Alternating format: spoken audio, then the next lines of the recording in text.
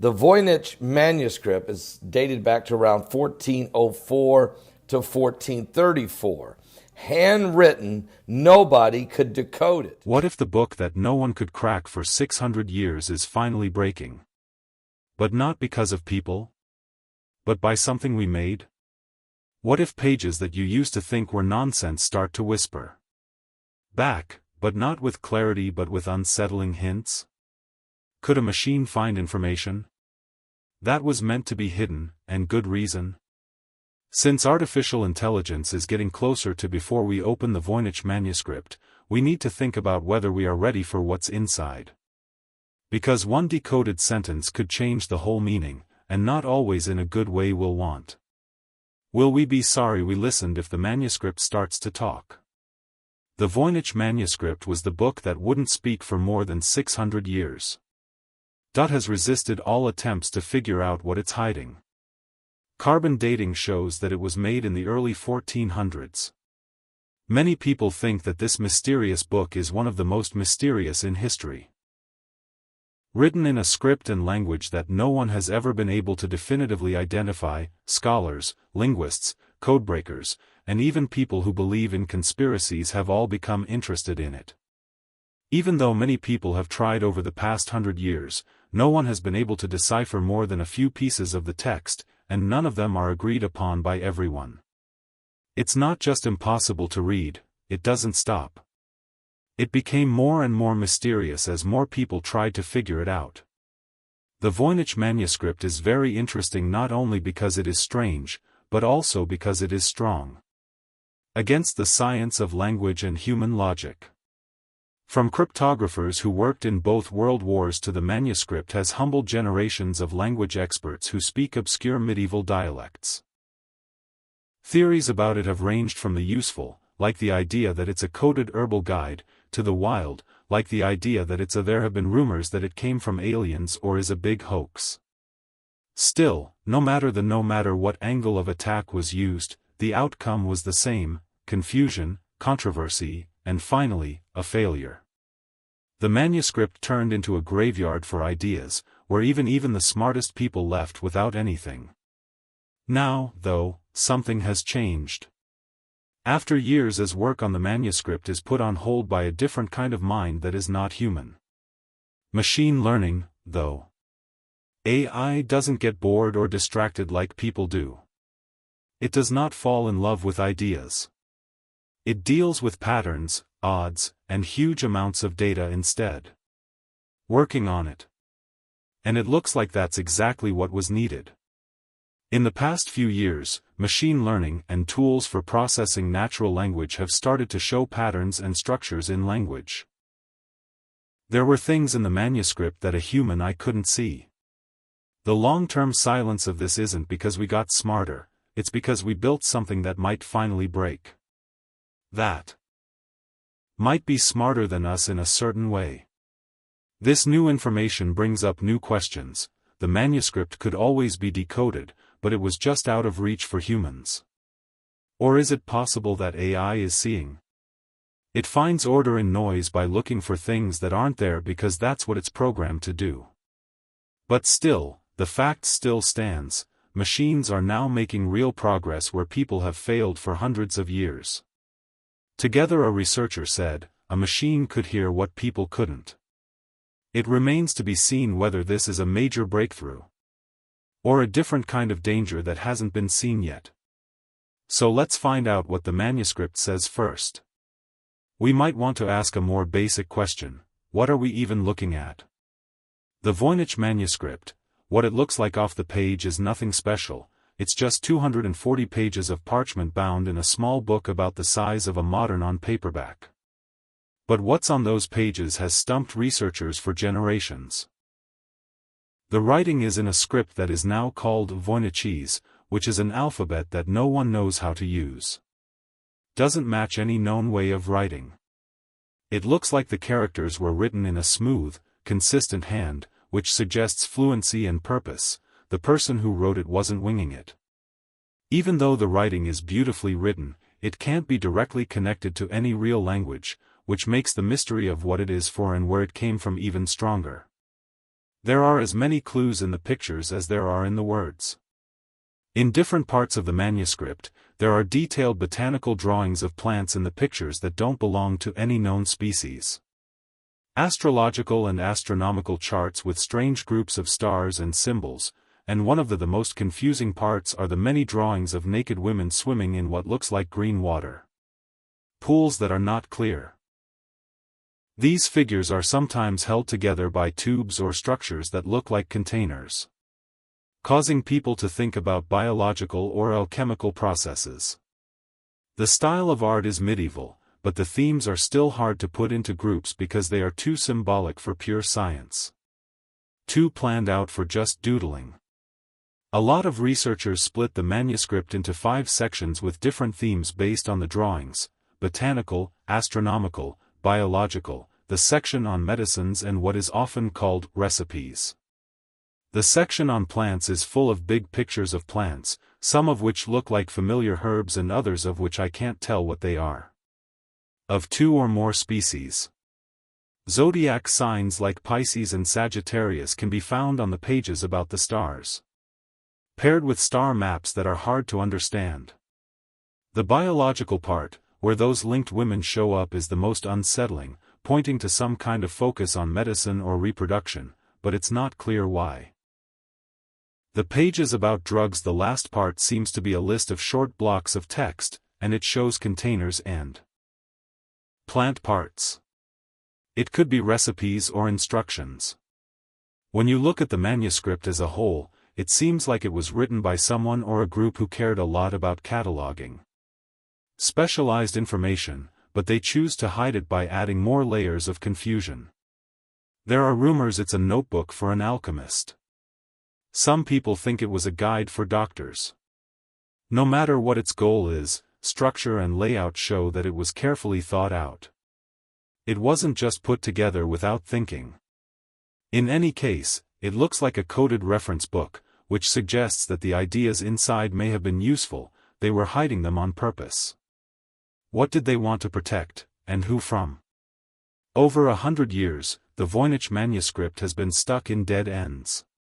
Some of the smartest people in linguistics, cryptography, and medieval history were pushed to their limits, only to leave them with nothing. When it was found again in 1912, it quickly caught the attention of scholars who wanted to figure out what seemed to be an old code.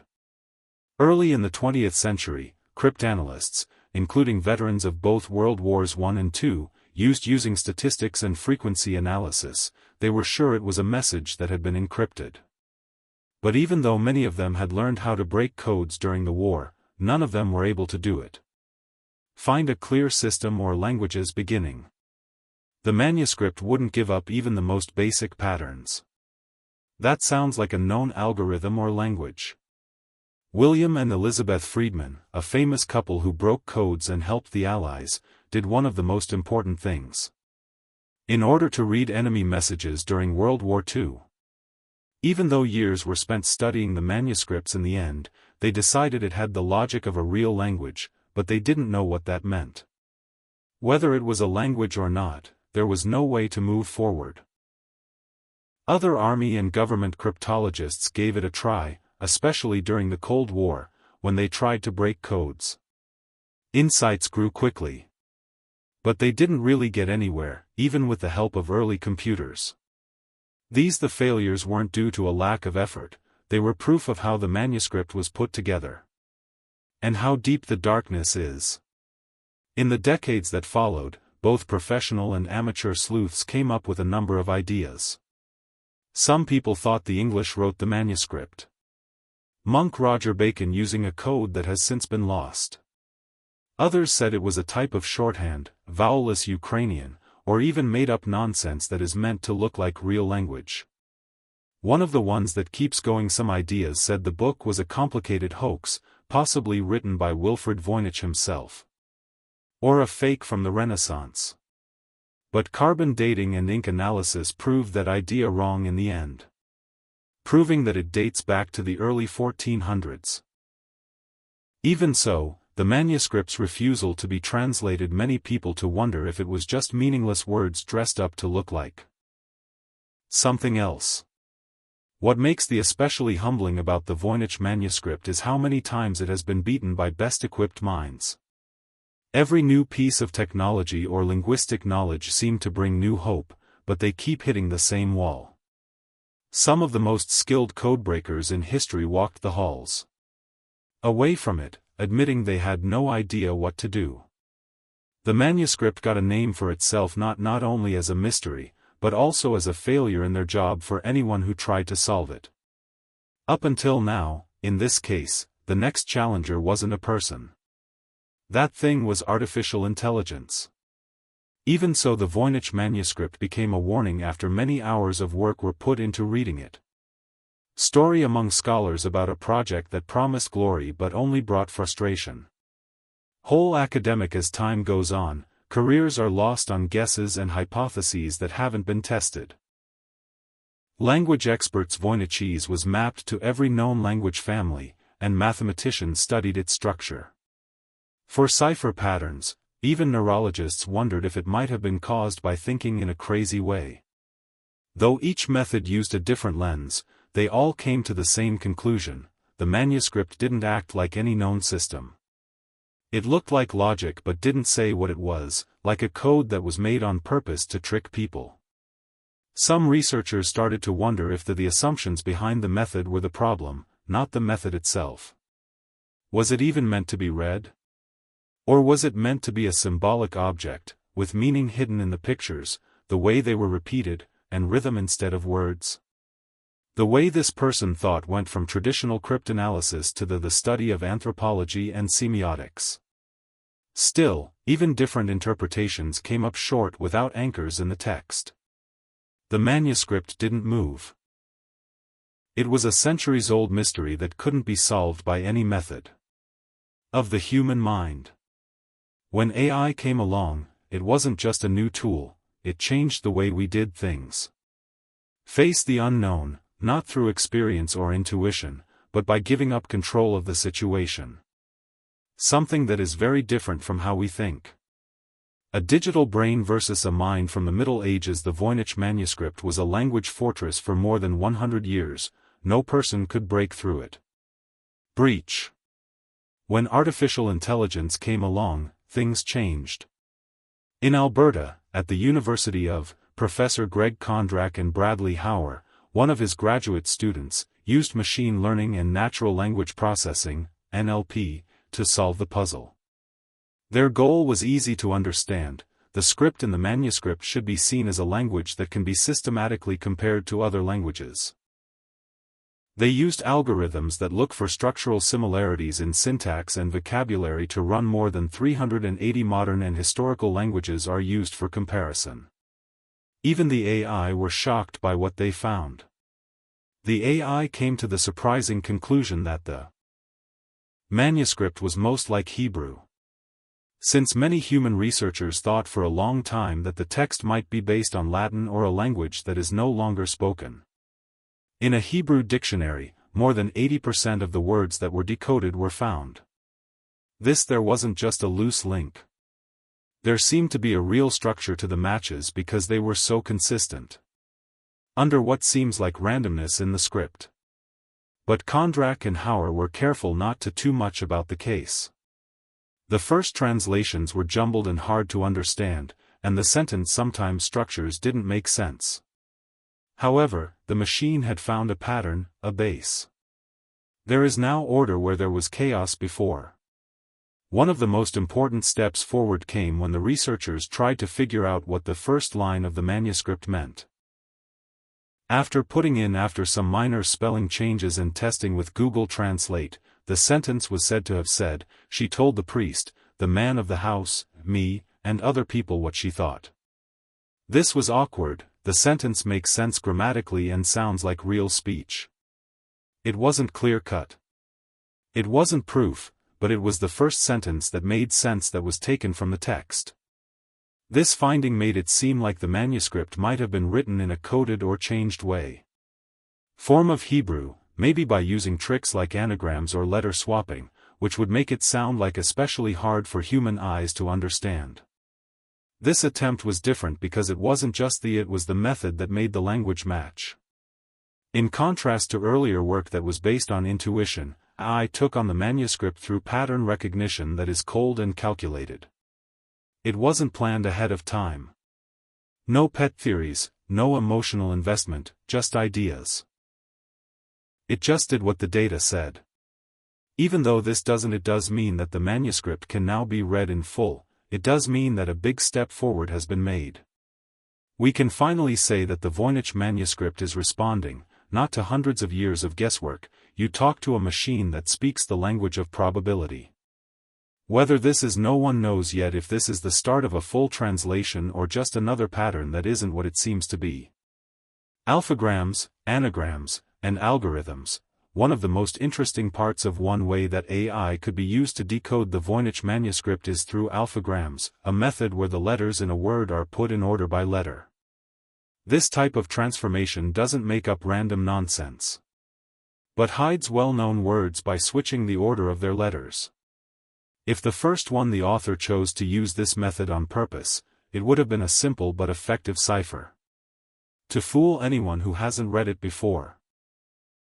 Human researchers have been ignoring this possibility for decades or threw it out as unlikely.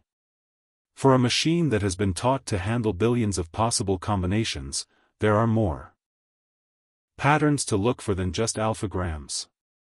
This method could be used by AI together with known linguistic structures to look at the first few pages of the manuscript. In particular, researchers at the University of Alberta looked at the first 10 pages and algorithmic processing that figured out how to put these letter groups back together based on frequency, syntax, and modeling in context. As a result, a surprisingly large number of words entries in Hebrew dictionaries that matched. It wasn't just a bunch of random events.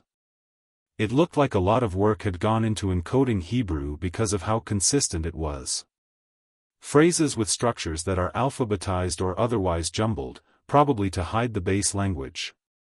It was clear that this was true when the first line of the manuscript was translated tentatively. After fixing the construction that looked like an anagram and making a few small spelling changes, after making the necessary changes, the final sentence that came out of Google Translate was, "She made suggestions to the priest, the man of the house, me, and the people." This isn't a correct grammar use, but it was perfect. It had a clear structure and meaning, which no other translation had ever done.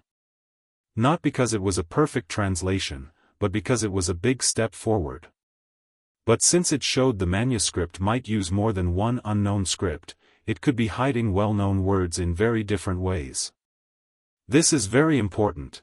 The use of alphagrams and wordplay that looks like anagrams would explain why human experts, even experienced codebreakers, not making progress. These methods make things unclear, which people usually just brush off as background noise, which machines can scan in a planned way. This wasn't an example of AI cracking a code, in the usual sense, but in the sense of figuring out a system of logic that is meant to confuse. If these patterns are continue through the whole manuscript is still unknown. One thing is certain, though, the Voynich manuscript may have been readable the whole time, it was just written in a language that was rearranged and hard to read. In ways that could only be untangled by a machine. Just when it looked like algorithms were stepping back, the behind the curtain, another layer that had been hidden started to show through the pages. From multispectral scans to real people in 2024, there was a different kind of breakthrough. Emerged not through breaking codes or analyzing language, but through technology for taking pictures. A group of researchers, led by Lisa Fagan Davis, an expert on medieval manuscripts, started to look over multispectral scans of the Voynich manuscript again that had been taken years ago but never fully looked into. Multispectral imaging lets researchers see a document under different wavelengths of light, which shows details that were previously hidden, crossouts and writing that can't be seen with the naked eye. Already, this technology had changed the study of other ancient texts, but until now, it hadn't been used to study the Voynich. Davis and her team found something amazing when they looked at scans from 10 specific pages again, faint notes written in Roman script on the edges, probably by someone who had tried to figure out what the manuscript said in the 1600s. These notes weren't just for fun or to look nice, it was clear that they were trying on purpose to match Voynich's characters to Latin or another language that was known. Language, handwriting, ink, and the rest of the text all strongly pointed to Johannes Marcus Marci, a doctor from Prague in the 1600s who used to own the manuscript. Marci had already sent the book to the Jesuit scholar Athanasius Kircher in a well-documented effort to figure it out. But this finding made me think Marci might have tried to figure it out on her own first. The discovery of this important fact added to the Voynich debate. The manuscript was being studied in depth by early scholars who were sure it had meaning.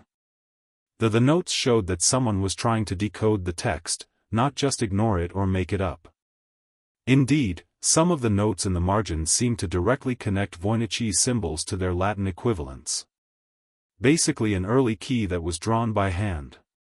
Even though they were not complete, these markings helped prove that the text had a structure and that earlier generations had understood it better than we thought.